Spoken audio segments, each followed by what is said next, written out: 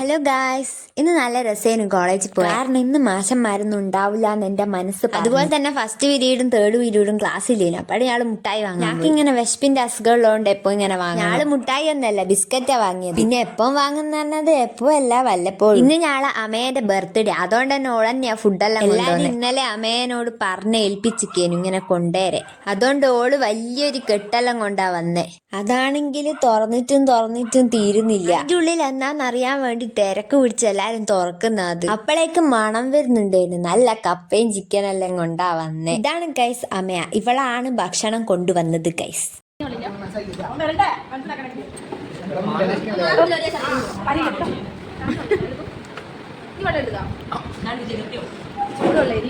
എന്തായാലും food അടിപൊളിയേനു.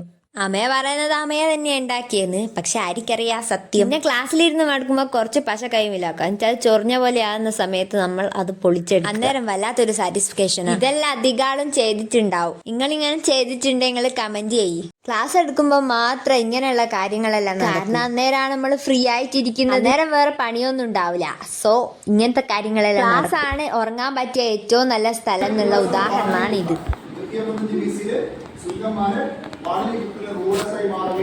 Okay, bye guys.